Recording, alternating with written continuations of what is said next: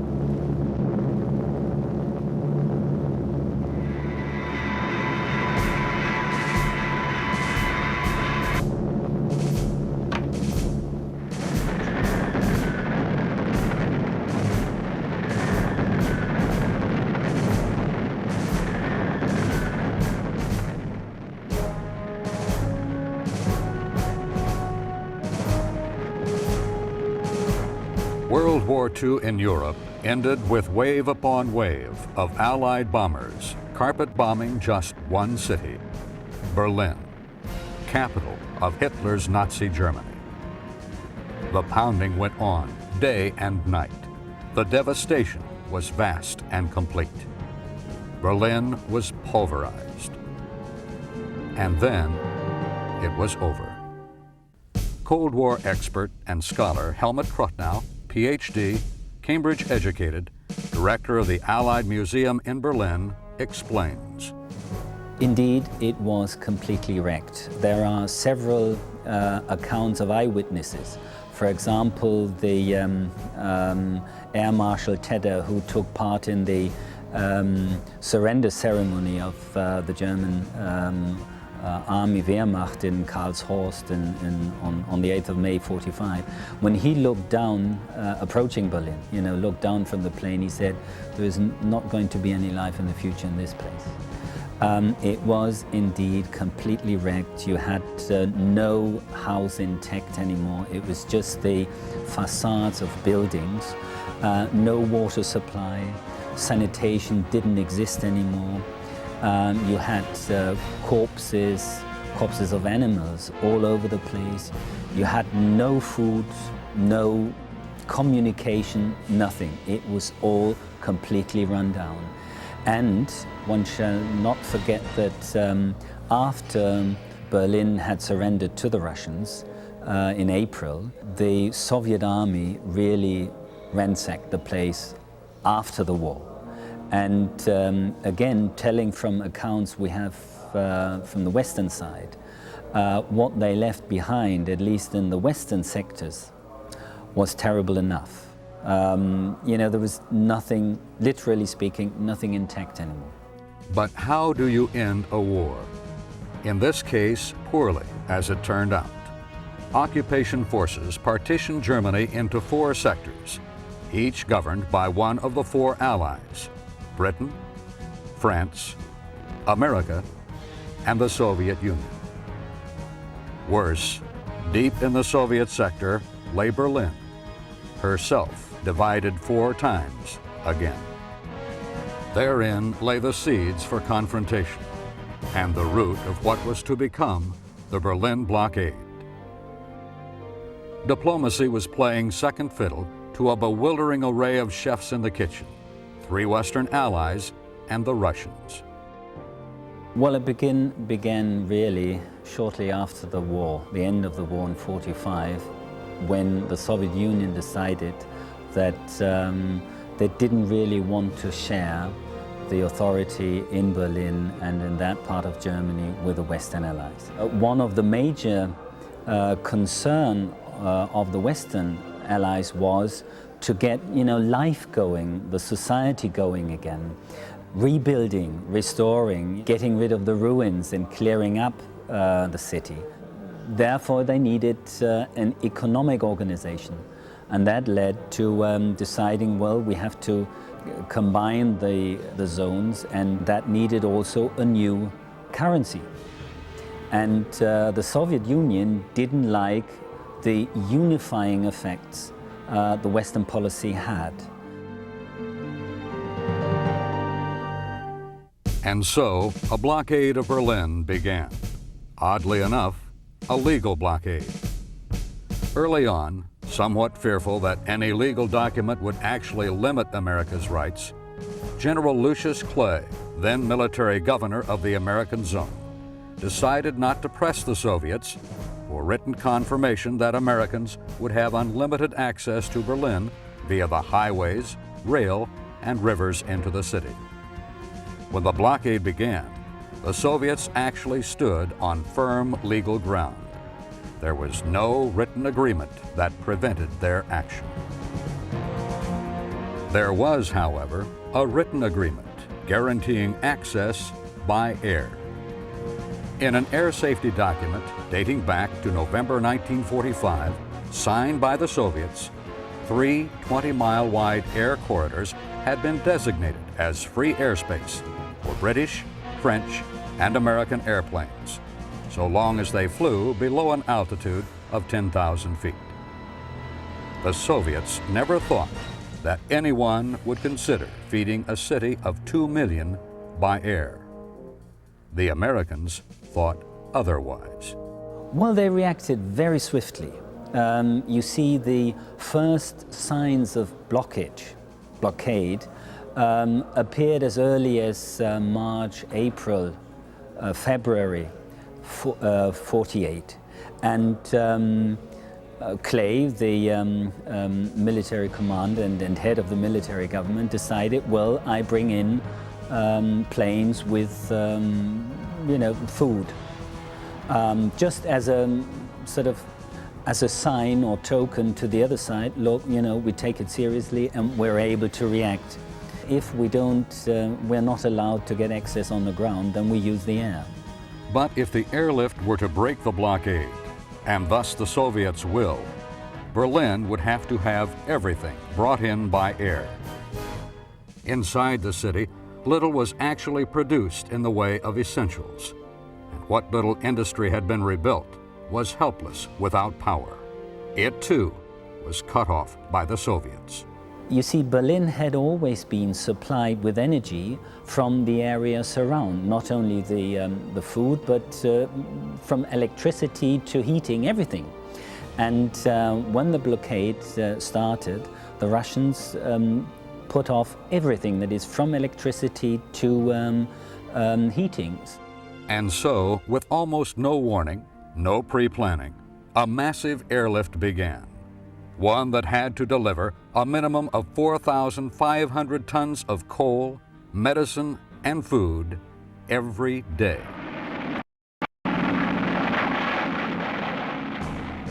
The first transport to fly the airlift was the venerable DC-3, called the C-47 by the Air Force. This C-47 actually flew the airlift, and so it is with more than a sense of duty that she is being lovingly restored here in one of the same hangars that protected her during the brutally harsh winter of 1948. The nose art was apropos of the airlift, EATS, although, in fact, it stood for European Air Transport Service, an arm of the Military Air Transport Service that donated many aircraft to the airlift. A look inside her hull, however, points up the logistics problem the airlift immediately faced. The C-47 had a maximum capacity of just 3 tons, which was good for her day, but not much for a city of 2 million. To help cram the most cargo inside her, all of the foods delivered to Berlin were dehydrated. Even so, 3 tons was not a lot when the job called for thousands a day.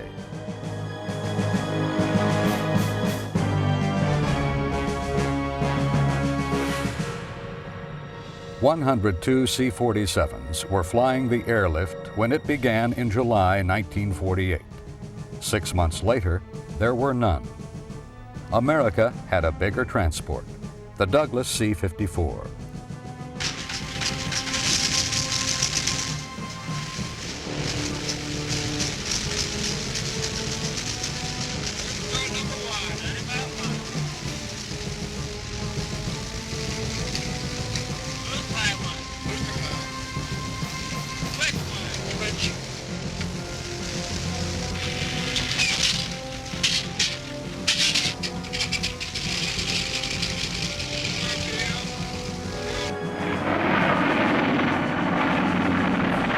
The C-54 carried 3 times the payload of a C-47, 10 tons.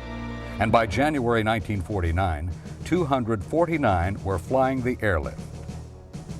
This is the C-54, 4-round engines, tricycle landing gear, swept tails. The C-54 would enter passenger service in America as the DC-4 and would be one of the most popular airliners of the prop era. For now, however, she represented just one thing: more capacity per flight, in and out of Berlin. This C-54 is adorned with special nose art. The Berliners dubbed the giant transports the Raisin Bombers, or Rosinen Bombers. The Berliners always playing around with language and having irony on their side, sort of speaking with cheek and tongue, had to create a nickname for these planes that brought in food. The expression was part sarcasm and part appreciative humor. After enduring the raids of World War II, new aircraft were now flying Berlin's skies, but instead of big bombs, they carried food, raisins among them. And what better contrast with a 500-pound bomb than 5 grams of raisins? While the C-47s and C-54s ran their round-robin routes in and out of Berlin, other aircraft worked in the background. The first was the C-82, the flying boxcar. Its novel, twin-boom construction was designed around a boxy cargo bay, accessed on the ground by a convenient drive-up ramp. C-82s brought in industrial equipment and would play a key role later in the airlift, supplying construction equipment to the airlift. The C-74 Globemaster was introduced into the Air Force in 1948, but only a squadron was flying by the time of the airlift. Nonetheless, they ran the supply tail of the operation, ferrying spare engines back and forth between the United States and England. The one-day C-74s flew the airlift corridors. They completed 4 trips each, with 25 tons of supplies. As General William H. Tunner, commander of operations for the Berlin Airlift, said, "The real excitement of running a successful airlift comes from seeing a dozen lines climbing steadily, such as tonnage delivered and aircraft utilization rates, while watching 2 decline, accidents and maintenance downtime.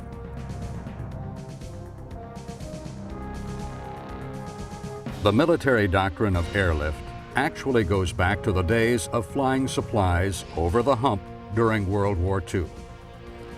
Pilots there learned that the secret to a successful operation was to find as many aircraft as possible, get them into the air, and keep them flying. Once the airspace was saturated with flights, doctrine called for the systematic replacement of smaller aircraft with larger ones, until large capacity aircraft were flying saturation level cycles in and out, and in and out. We always have to remember it was not only flying, but it involved a lot of technical aspects. And without the development on the technical side, the airlift certainly could not have been a success. The logistics, just the idea of having that many planes at the same time, all in a condensed airspace, was quite an achievement. And that was one of the reasons why the Americans, when it became clear that the blockade was going to last longer than a couple of months, brought in General Tunner, because he had the experience of the airlift during the Second World War into China.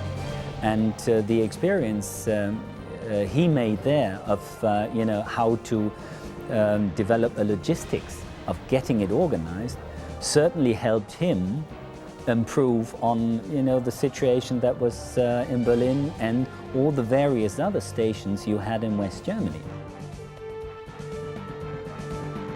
To understand the airlift, you have to digest it in parts.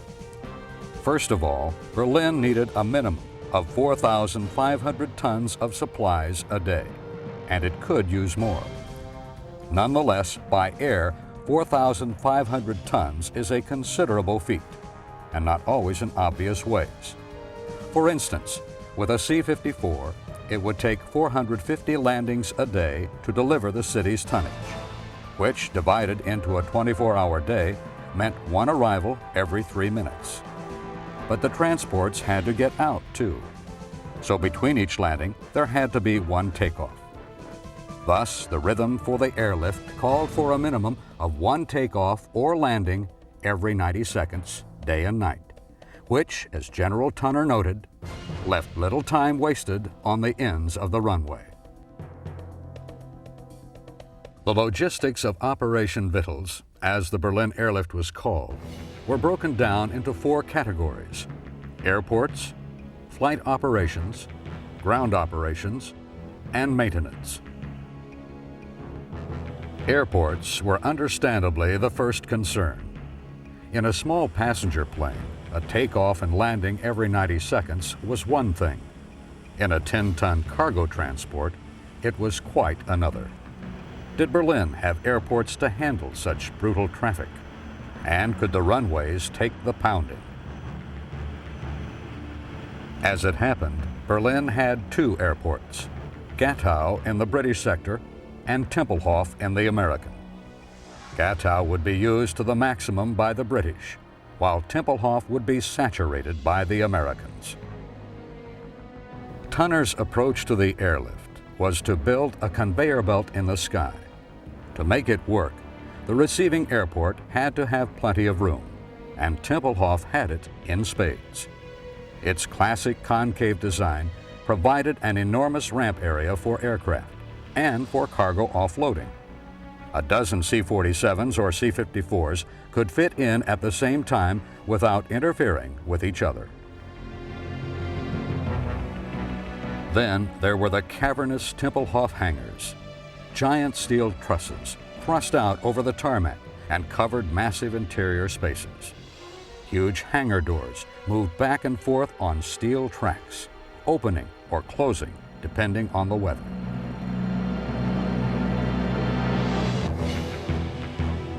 This C-47 is dwarfed inside one such hangar, and often there were several inside together.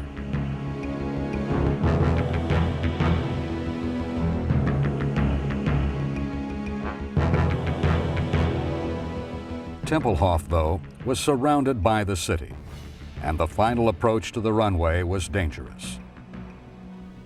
High-rise apartment buildings are clearly visible on either side of the arriving aircraft. And while easily avoided during the day, at night or in bad weather, the fit was tight indeed.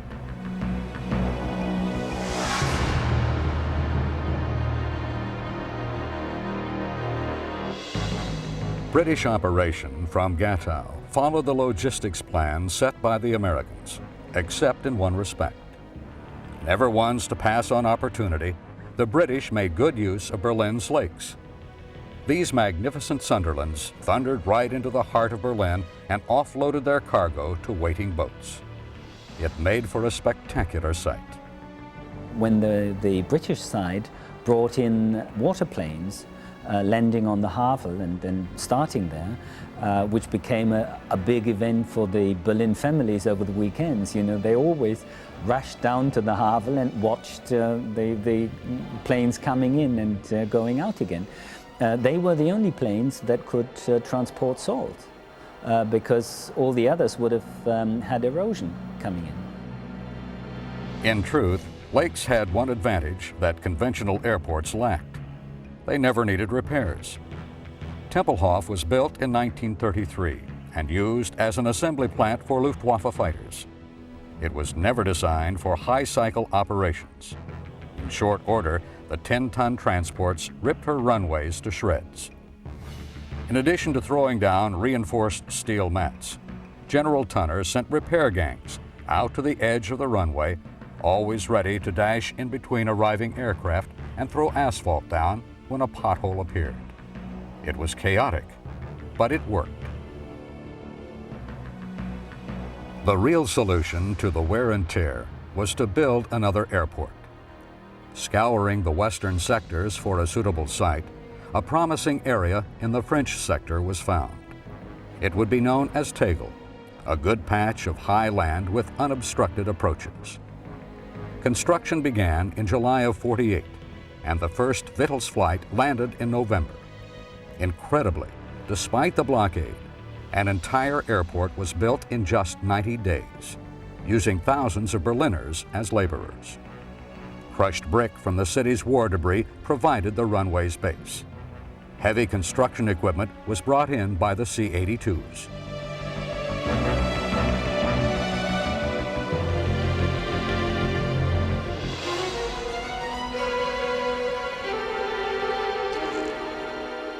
Safety and dense traffic are uncomfortable bedfellows, but they had to coexist over Berlin. When the airlift started on June 28th, pilots were practically on their own. Just as soon as an aircrew or an aircraft arrived, they were flying the corridors. The briefing was simple. You're a pilot, fly your aircraft. But that wasn't good enough. Airplanes started to stack over Berlin. Aerial near misses were too frequent, and precise air traffic control was a myth. With round trips of 4 hours, the potential for disaster was ever present.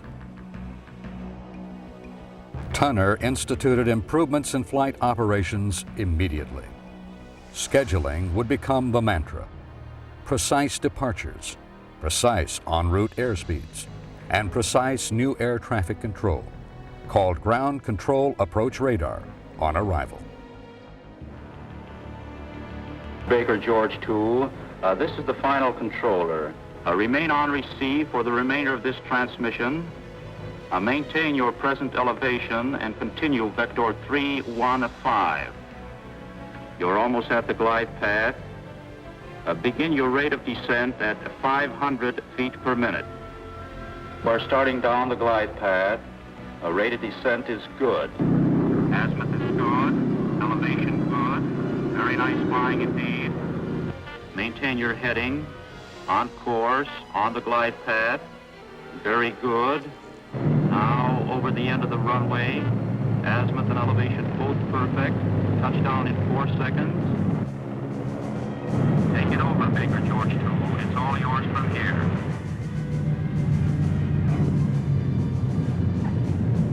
The secret to air safety was to adapt familiar in-flight rules to the high-density traffic of Berlin. Aircraft have traditionally been separated by flying at assigned altitudes. To make the airlift work, the corridors were simply divided into 3 assigned altitudes, with departures into the corridors spaced 3 minutes apart. The corridors themselves were regulated. All inbound American traffic used the southern corridor and flew not only at the assigned altitude and airspeed, but with arrival and departure intervals over location markers precisely timed. The new radars tracked each aircraft and called speed adjustments down to a single knot, 170 knots in, 185 knots out.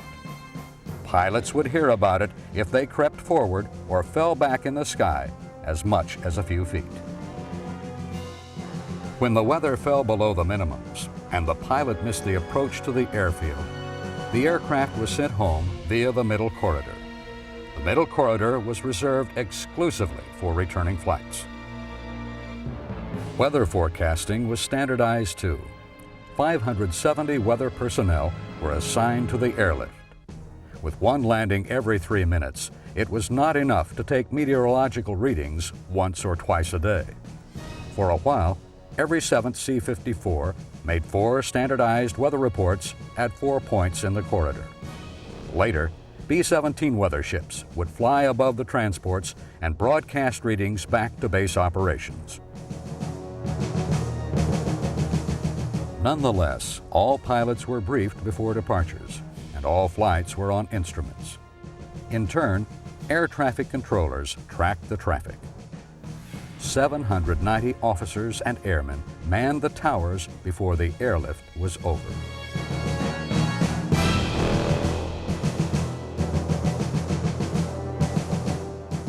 Ground operations were the airlift's Achilles heel.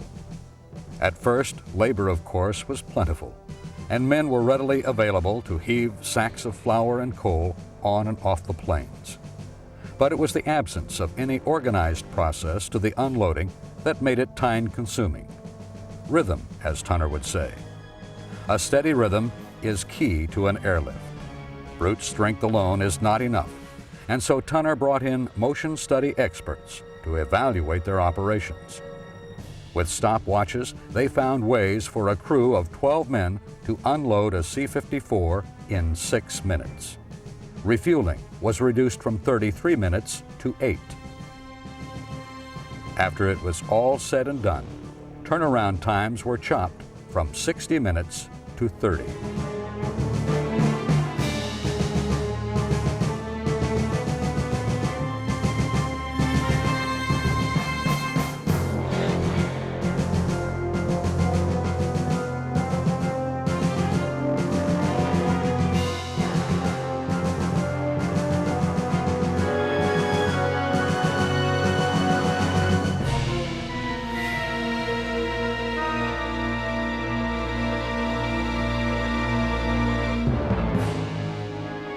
Ironically, with the increase in tempo, morale actually improved. Perhaps all in all, because of the carts. Tunner noticed that the men tended to drift off between planes, and he was losing time gathering them up again.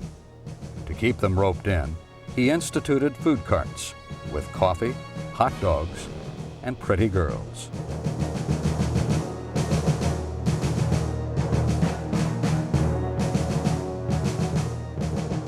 The airlift, however, pointed up one deficiency that was never remedied during the blockade.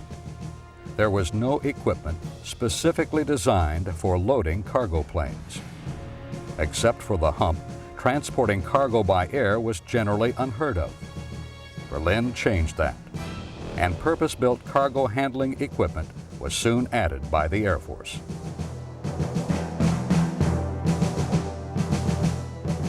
Tunner dreamed of having an airplane land once a minute for each of the 1,440 minutes in a day.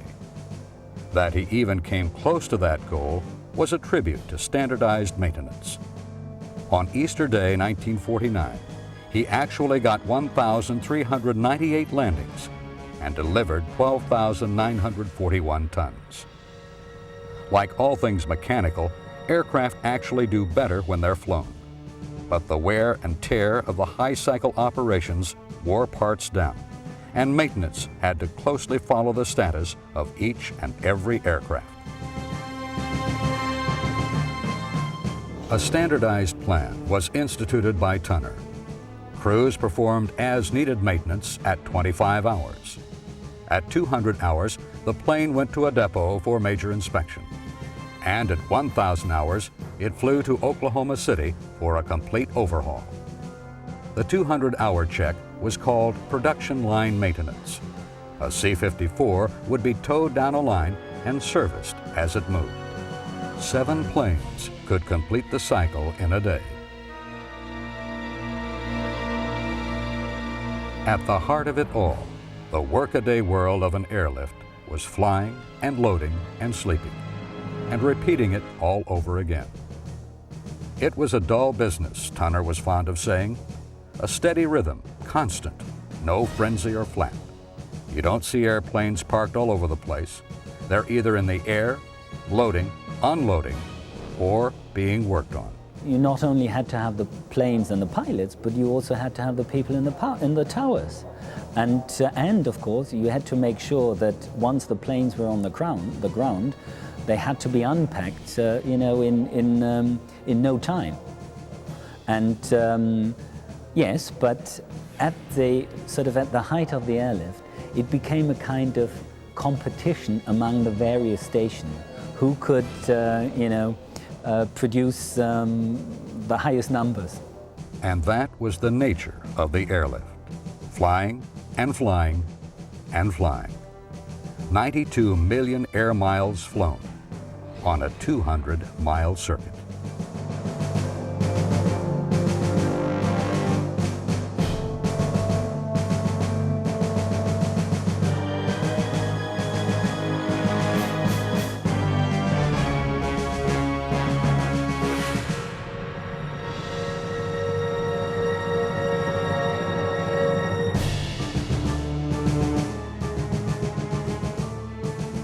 From what I understand, going through a lot of memoirs of pilots during the airlift, it must have been a very boring but also strenuous experience, being constantly in the air, not having any kind of spare time, but continuously flying in very dire circumstances. And you had to keep awake. You didn't sleep in the best of environments, and you were constantly on alert. Not unexpectedly, airlift flights were harassed by the Soviets. Official records document 733 incidents of buzzing, flak, air-to-air fire, blinding searchlights, and balloons launched in the way of the pilots. But for a show of force, there may have been more. U.S. fighter pilots and B-29s made well-timed appearances in Berlin. The message to the Soviets was clear.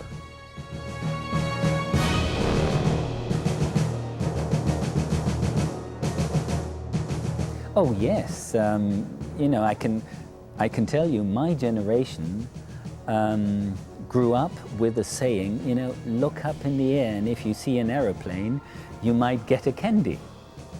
Although I'd never, lived in Berlin at the time. The reason for this well-known saying was the airlift, and especially somebody called Gail Halverson, an American pilot. It was hard to ignore the children of Berlin, and Lieutenant Gail Halverson started an airlift of his own.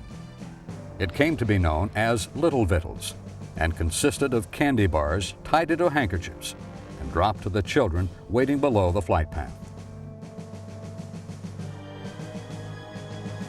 Little Victuals spawned collection sites in America and was a morale builder among the air crews. The airlift was technically called Operation Victuals on the American side, and the American, I don't know whether it was the administration or the public, called it Little Victuals Operation, and it really grew to enormous proportions that not only, Gail Halvorsen pushed out candies and things, but practically every other pilot coming in. And obviously that enjoyed the young Berliners very much. I can imagine seeing these, glowing, laughing, enjoying faces of young kids must have been quite, an experience. And on the other hand, they didn't have much of an opportunity of moving outside the airfields because, the period of the plane being stationed was very short.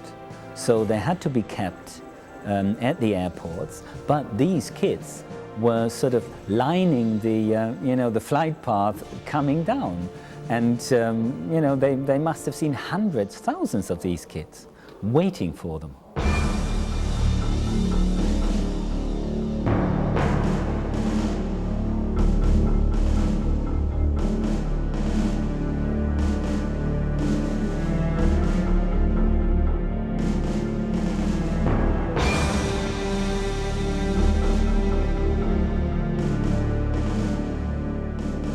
The airlift was a big achievement, but it wasn't free of cost.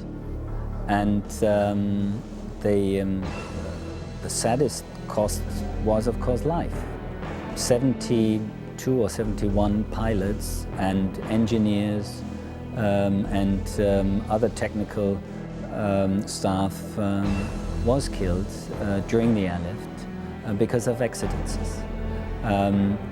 Looking back, it's amazing that there weren't more fatalities. That was a price we had to pay, but especially the Western Allies.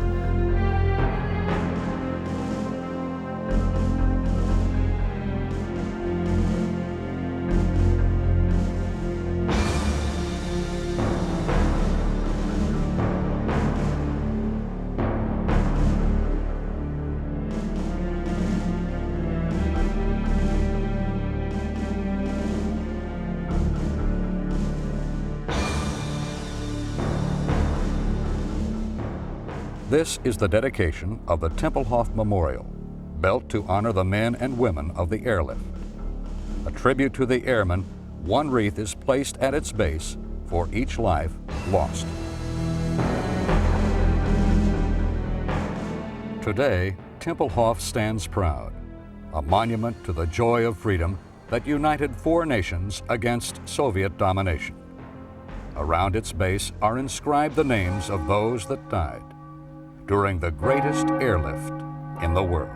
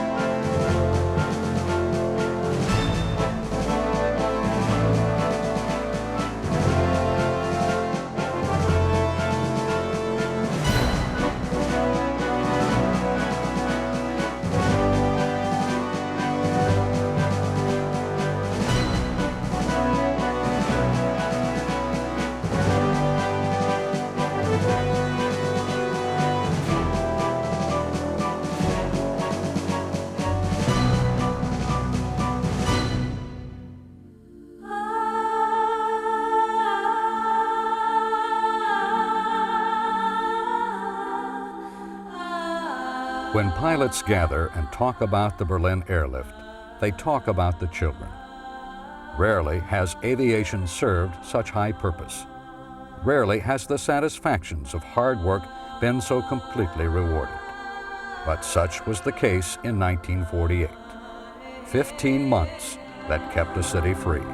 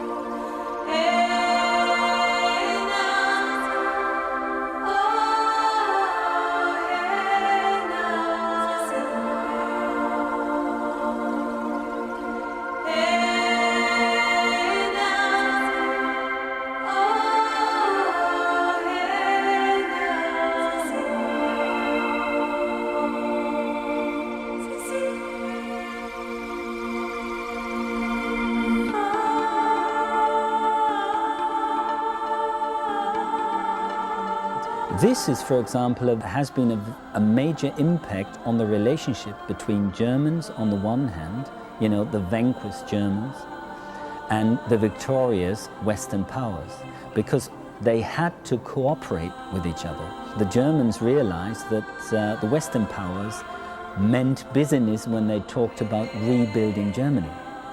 So all of a sudden, they were in the same boat. And the success of their cooperation kept Berlin alive. And this was one of the reasons why this special relationship with America, Britain and France developed in Berlin. He is the cradle of that friendship. And this is because of the airlift.